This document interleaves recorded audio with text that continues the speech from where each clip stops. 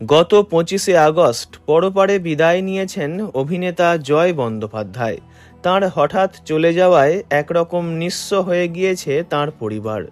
তাঁর মা এবং দ্বিতীয় স্ত্রী অঙ্কিতা এখনও শোকস্তব্ধ। গত 4 সেপ্টেম্বর বৃহস্পতিবার ছিল প্রয়াত অভিনেতা জয় বন্দ্যোপাধ্যায়ের শ্রাদ্ধানুষ্ঠান। সেই মতো বাড়িতে আয়োজন করা হয়েছিল সবকিছু। জয় বন্দ্যোপাধ্যায়ের একটি ফটো টেবিলে রেখে ফুল মালা দিয়ে সাজানো হয়েছিল।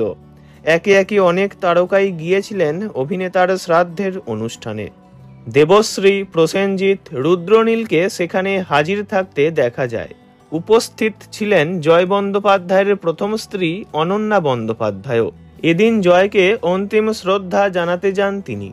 তবে সেখানে গিয়ে বারবার চিন্তা হচ্ছিল জয়ের মায়ের জন্য। অনন্যা বলেন, মায়ের 87 বছর বয়স। সেদিন জয়কে ওই রকম চন্দন পরা অবস্থায় দেখতে চাননি তিনি। ছেলেকে ওভাবে দেখার কষ্টটা নিতে পারতেন না। আজ শ্রাদ্ধানুষ্ঠানে ছিলেন, চোখের জল ফেলছিলেন। অনেকটা বয়স হলো তো।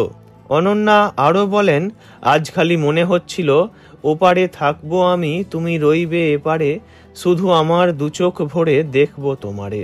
বলতে বলতে গলা ধরে আসে তাঁর। নিজেকে সামলে নিয়ে বলেন, আসলে জীবন তো থেমে থাকে না, শুধু ক্ষত ও কষ্ট থেকে যায়। চট করে প্রলেপ দেওয়া যায় কি? অভিনেতা রুদ্রনীল ঘোষও বন্ধু জয়ের শ্রাদ্ধানুষ্ঠানে হাজির ছিলেন। তিনি জানান, গত 25শে আগস্ট বিদায় নেন অভিনেতা জয় ব্যানার্জি। আজ ছিল তাঁর শ্রাদ্ধ কর্ম। শিল্পীকে প্রণাম জানাতে উপস্থিত ছিলাম সেখানে। মা মঞ্জুলা দেবী ছেলের ছবি পাশে নিয়ে তার জয়ের গল্প শুনছিলেন। মাসিমার সঙ্গে কিছু স্মৃতি ভাগ করে নিচ্ছিলাম। এটা তো বড়ই বেদনার। মা রয়েছেন সেখানে যখন সন্তান সময়ের আগেই বিদায় নিয়ে নেন, তার থেকে যন্ত্রণার তো আর কিছু হতে পারে না। ব্যথা যেন বহুরূপী। যেখানে থাকুন নিজের মেজাজে থাকুন জয়দা। ঈশ্বর ওনার আত্মার শান্তি দিন।